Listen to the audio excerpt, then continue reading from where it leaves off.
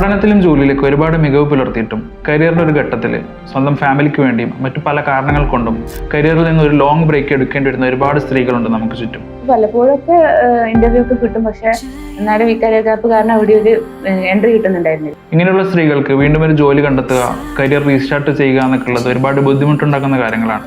School പോയതിനു ശേഷം standup join ചെയ്യും, പിന്നെ ഡേ ടൈമിൽ നൈറ്റിലൊക്കെ ടൈം കിട്ടുമ്പോഴൊക്കെ പ്രാക്ടീസ് ചെയ്യും. സോ ഒരുപാട് തടസ്സങ്ങൾ ഉണ്ടായിട്ടും അവയെല്ലാം ഓവർകം ചെയ്തുകൊണ്ട് IT ഫീൽഡിൽ മികച്ചൊരു ജോലി കണ്ടെത്തുകയും മറ്റുള്ള സ്ത്രീകൾക്കെല്ലാം റോൾ മോഡലായി മാറുകയും ചെയ്ത ഒരാളാണ് നമ്മുടെ കൂടെ ഇന്നുള്ളത്.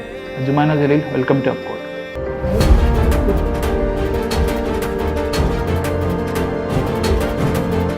Can you please introduce yourself?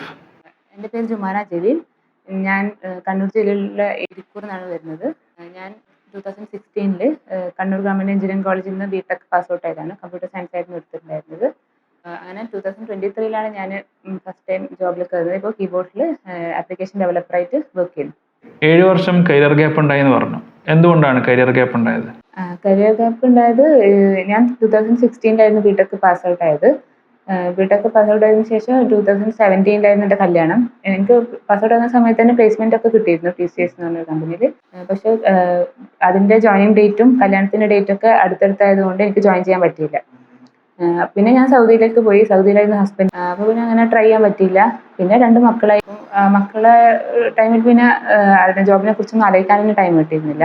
അങ്ങനെ ചെറിയ ആൾക്ക് 2 വയസ്സൊക്കെ ആയപ്പോൾ ജോബിനെ കുറിച്ച് ആലോചിക്കാൻ വേണ്ടി തുടങ്ങി. അപ്പോൾ ഒട്ടും അപ്ഡേറ്റഡ് എല്ലാം തോന്നി. സോഫ്റ്റ്വെയർ ഫീൽഡിൽ എന്തായാലും ഒരു എൻട്രി കിട്ടണമെങ്കിൽ കുറച്ചുകൂടി അപ്ഡേറ്റഡ് ആയിരിക്കണം. അപ്പോൾ അങ്ങനെ ഓൺലൈനായിട്ട് കുറേ കോഴ്സസൊക്കെ ചെയ്യാൻ വേണ്ടി തുടങ്ങി.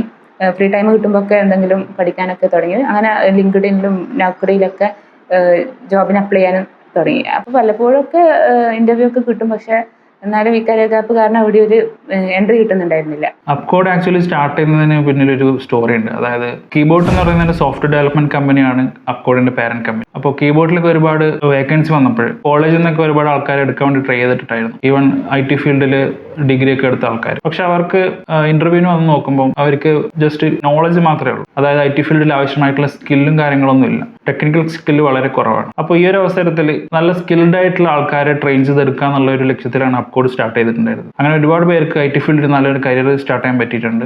ജുമാന എങ്ങനെയാണ് അപ്കോഡിനെ കുറിച്ച് അറിഞ്ഞത്? അങ്ങനെ ഞാൻ കുറേ ജോബൊക്കെ ട്രൈ ചെയ്ത് ഒന്നും സെറ്റ് ആവാതെ നിൽക്കുന്ന ടൈമിലാണ് അപ്കോഡിന്റെ ഫ്ലൈ അഗൈൻ പ്രോഗ്രാം എന്ന് പറഞ്ഞിട്ട് ഒരു വെബിനാറിനെ കുറിച്ച് അറിയാൻ പറ്റിയത്. ലിങ്ക്ഡിൻ ത്രൂ ആണ് അറിഞ്ഞത്. അപ്പോൾ അറിഞ്ഞപ്പോൾ ഒരു ഇൻട്രസ്റ്റിംഗ് ആയി തോന്നി. ഒന്ന് ജോയിൻ ചെയ്ത് നോക്കാമെന്ന് വിചാരിച്ച് അങ്ങനെ ജോയിൻ ചെയ്തപ്പോൾ ആദ്യമായിട്ട് ഈ കരിയർ ഗ്യാപ്പുള്ള ആൾക്കാർക്കും സോഫ്റ്റ്വെയർ ഫീൽഡിൽ ചാൻസസ് ഉണ്ടെന്ന് മനസ്സിലാക്കാൻ പറ്റി. അതുവരെ ഈ കരിയർ ഗ്യാപ്പ് ഒരു വലിയ ഡ്രോബാക്ക് ആയിട്ട് കണ്ടിരുന്നു. അപ്പോൾ അത് മാറി കോൺഫിഡൻസ് ലെവലൊക്കെ കൂടി ശരിക്കും പറഞ്ഞാൽ. അങ്ങനെ ആ വെബിനാറിന് ശേഷം ജാഫർ സാറിൻ്റെ ഒരു കൺസൾട്ടേഷൻ കിട്ടിയിട്ടുണ്ടായിരുന്നു. അപ്പോൾ അത് അറ്റൻഡ് ചെയ്തപ്പോൾ കുറച്ചുകൂടെ കോൺഫിഡൻസ് ലെവൽ കൂടി എന്ന് തന്നെ പറയാം. അപ്പോൾ അങ്ങനെ അപ്കോഡിൽ ജോയിൻ ചെയ്യാമെന്ന് വിചാരിച്ച് അങ്ങനെ ജോയിൻ ചെയ്ത്. അപ്കോഡിൽ ഏത് കോഴ്സാണ് ജോയിൻ ചെയ്തത്? ഫ്രണ്ട് എൻഡ് ആണോ ബാക്ക് എൻഡ് ആണോ? ഞാൻ അപ്കോഡിൽ ബാക്ക് എൻഡ് ആയിരുന്നു എടുത്തത്. Node.js ആണ് പഠിച്ചത്. ക്ലാസ്സുകളൊക്കെ എങ്ങനെ ഉണ്ടായിരുന്നു? അപ്കോഡിൻ്റെ ക്ലാസ് വളരെ യൂസ്ഫുൾ ആയിരുന്നു. ജാഫർ സാറിൻ്റെ ക്ലാസ് ഏതൊരു ലെവലിലുള്ള ആൾക്കും മനസ്സിലാകുന്ന രീതിയിൽ വളരെ ഡീറ്റെയിൽ ആയിട്ടായിരുന്നു ഉണ്ടായിരുന്നത്. അതുകൊണ്ട് അത് ഒരുപാട് ഹെൽപ്പ് ചെയ്തിട്ടുണ്ട്. പിന്നെ പറയാനുള്ളത് അപ്കോഡിൻ്റെ ഡെയിലി സ്റ്റാൻഡപ്പ് കോളിനെ കുറിച്ചിട്ടാണ്. അത് എൻ്റെ കേസിൽ ഭയങ്കരമായിട്ട് യൂസ്ഫുൾ ആയ ഒരു കാര്യമായിരുന്നു. മുന്നേ ഞാൻ ഓൺലൈനായിട്ട് കോഴ്സസ് ചെയ്യുന്ന ടൈമിൽ ഇങ്ങനെ കൺസിസ്റ്റൻ്റ് ആയിട്ട് പോകുന്നില്ല. ഇടയ്ക്ക് ക്ലാസ് കേൾക്കും, പിന്നെ ബ്രേക്ക് എടുക്കും, പിന്നെയും. ഇതിപ്പോൾ ഡെയിലി സ്റ്റാൻഡപ്പ് കോൾ ഉള്ളത് കൊണ്ട് തന്നെ കൺസിസ്റ്റൻ്റ് ആയിട്ട് കോഴ്സ് മുന്നോട്ട് പോകുന്നുണ്ടായിരുന്നു. അപ്പോൾ അത് ഭയങ്കര യൂസ്ഫുൾ ആയിട്ട് തോന്നി. പിന്നെ ഡൗട്ട് ക്ലിയറിങ്ങും അസൈൻമെൻറ്റ്സും ഒക്കെ ഉണ്ടായിരുന്നു. അതൊക്കെ ഒരുപാട് ഹെൽപ്പ് ചെയ്തിട്ടുണ്ട്. ജുമാൻ എത്ര സമയം എടുത്തു കോഴ്സൊക്കെ കംപ്ലീറ്റ് ചെയ്യാൻ വേണ്ടിയിട്ട്? ഞാനൊരു 4 months കൊണ്ട് കോഴ്സ് കംപ്ലീറ്റ് ചെയ്തിട്ടുണ്ടായിരുന്നു. അങ്ങനെ കോഴ്സിന് ജോയിൻ ചെയ്ത് ഒരു 3 months ഒക്കെ കഴിഞ്ഞപ്പോൾ തന്നെ കോൺഫിഡൻസ് ഒക്കെ വന്നു തുടങ്ങി. അങ്ങനെ ജോബിനൊക്കെ അപ്ലൈ ചെയ്യാൻ തുടങ്ങി. അങ്ങനെ ഒരു കമ്പനീൻ്റെ ഇൻ്റർവ്യൂ അറ്റൻഡ് ചെയ്തപ്പോൾ സെലക്ഷൻ കിട്ടി. അങ്ങനെ നിൽക്കുന്ന ടൈമിലാണ് കീബോർഡിൽ ഒരു വേക്കൻസി ഉണ്ടെന്ന് അറിഞ്ഞത്. അപ്പോൾ അങ്ങനെ കീബോർഡിലെത്തി. കീബോർഡിലെ വർക്ക് എക്സ്പീരിയൻസ് ഒക്കെ എങ്ങനെയുണ്ട്? കീബോർഡിൽ നല്ല വർക്ക് കൾച്ചറാണ്. വർക്ക് ഫ്രം ഹോം ആണ്, അതുകൊണ്ട് തന്നെ ഫ്ലെക്സിബിൾ ആണ്. പിന്നെ ഫാമിലിയുടെ ടൈം സ്പെൻഡ് ചെയ്യാനൊക്കെ പറ്റുന്നുണ്ട്. പിന്നെ ഈ ഒരു ചെറിയ ടൈം പീരീഡിൽ തന്നെ കുറേ കാര്യങ്ങൾ പഠിക്കാനും പറ്റി. പിന്നെ കൊളീഗ്സ് ആണെങ്കിലും നല്ല സപ്പോർട്ടാണ്. അങ്ങനെ ഹാപ്പി ആയിട്ട് പോകുന്നു. അപ്കോഡിൽ ജോയിൻ ചെയ്യാൻ വേണ്ടിയിട്ടിരുന്ന പലരും, പ്രത്യേകിച്ച് സ്ത്രീകൾക്കൊക്കെ പലർക്കും പല റീസൺസ് ആണ് പറയാനുണ്ടാവുക. സമയം കിട്ടുന്നില്ല, ഫാമിലിനെ നോക്കണം, കുട്ടികളെ നോക്കണം, അങ്ങനെയൊക്കെ. ഒരു ഹൗസ് വൈഫ് ആയിട്ട് കൂടി ജുമാൻ എങ്ങനെയാണ് പഠിക്കാൻ സമയം കണ്ടെത്തിയത്? ടൈം കണ്ടെത്താൻ എൻ്റെ കേസിൽ അപ്കോഡ് ഒരുപാട് ഹെൽപ്പ് ചെയ്തിട്ടുണ്ട്. അപ്കോഡിൽ ഡെയിലി സ്റ്റാൻഡപ്പ് കോളൊക്കെ ഉള്ളതുകൊണ്ട് തന്നെ അതിൽ അപ്ഡേറ്റ് പറയണമെന്ന് വിചാരിച്ചിട്ട് ഞാൻ കുറച്ചുകൂടെ കൺസിസ്റ്റൻ്റ് ആയിട്ട് ക്ലാസ്സസ് ഒക്കെ അറ്റൻഡ് ചെയ്യുമായിരുന്നു. മക്കൾ സ്കൂളിൽ പോയതിനു ശേഷം സ്റ്റാൻഡപ്പ് കോളിൽ ജോയിൻ ചെയ്യും. പിന്നെ ഡേ ടൈമിൽ നൈറ്റിലൊക്കെ ടൈം കിട്ടുമ്പോഴൊക്കെ പ്രാക്ടീസ് ചെയ്യും. അങ്ങനെ പുതുതായിട്ട് IT ഫീൽഡിലേക്ക് വരാൻ ആഗ്രഹിക്കുന്ന ആൾക്കാരോട്, പ്രത്യേകിച്ച് കരിയർ ബ്രേക്കുള്ള ആൾക്കാരോട് ജുമാനക്ക് എന്താണ് പറയാനുള്ളത്? എൻ്റെ എക്സ്പീരിയൻസിന് എനിക്ക് തോന്നിയിട്ടുള്ളത് IT ഫീൽഡിൽ ജോബ് കിട്ടാൻ കരിയർ ഗ്യാപ്പ് ഒരു വലിയ പ്രശ്നമല്ല.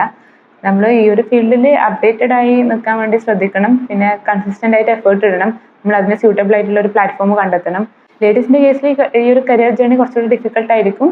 അപ്പോൾ അത് ഓവർകം ചെയ്യാൻ റെഡി ആണെങ്കിൽ ആർക്കും ഒരു ജോബ് അച്ചീവ് ചെയ്യാൻ പറ്റും.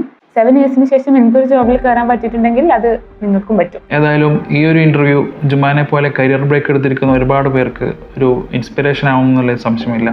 And thank you so much. Thank you. ജുമാനെ പോലെ നിങ്ങളും ഒരു ലോങ് കരിയർ ബ്രേക്കിന് ശേഷം ഒരു ജോലി ആഗ്രഹിക്കുന്നുണ്ടെങ്കിൽ, IT ഫീൽഡിൽ ഇൻട്രസ്റ്റഡ് ആണെങ്കിൽ Upcode is here to help you. പലർക്കും IT ഫീൽഡ് ഇൻട്രസ്റ്റഡ് ആയിരിക്കും, പക്ഷേ എന്നെക്കൊണ്ട് ഇതാവുമോ, എന്തൊക്കെയാണ് പഠിക്കേണ്ടത്, ഏതൊക്കെ ടെക്നോളജീസ് ആണ് പഠിക്കേണ്ടത്, ഏത് ഫീൽഡാണ് എടുക്കേണ്ടതെന്നൊക്കെ പല സംശയങ്ങളുണ്ടാവും. അങ്ങനെയുള്ളവർക്ക് അപ്കോഡിൻ്റെ ഫ്രീ കൺസൾട്ടേഷൻ യൂസ് ചെയ്യാം. നമ്മുടെ ഡയറക്ടേഴ്സും എക്സ്പീരിയൻസും ഡെവലപ്പേഴ്സൊക്കെ ചേർന്നിട്ടുള്ള ഒരു ടീം തന്നെയുണ്ട് ഫ്രീ കൺസൾട്ടേഷന് വേണ്ടിയിട്ട്. സോ ഈ കാണുന്ന നമ്പറിൽ കോൺടാക്ട് ചെയ്തിട്ട് നിങ്ങൾക്ക് ടൈം ബുക്ക് ചെയ്യാം. മാത്രമല്ല, വുമൺ എംപവർമെൻറ്റ് വീക്കിൻ്റെ ഭാഗമായിട്ട് അപ്കോഡ് സ്ത്രീകൾക്ക് മാത്രമായി ഒരു ഓഫർ പ്രൊവൈഡ് ചെയ്യുന്നുണ്ട്. ഫ്രണ്ട് എൻഡ് ഡെവലപ്മെൻറ്റോ ബാക്ക് എൻഡ് ഡെവലപ്മെൻറ്റോ പഠിക്കാൻ ആഗ്രഹിക്കുന്നവർക്ക് വെറും 25,000 ഈ ഒരു കോഴ്സിന് ജോയിൻ ചെയ്യാം. സോ ഇൻട്രസ്റ്റഡ് ആണെങ്കിൽ ഈ കാണുന്ന നമ്പറിൽ കോൺടാക്ട് ചെയ്യാം. Thank you.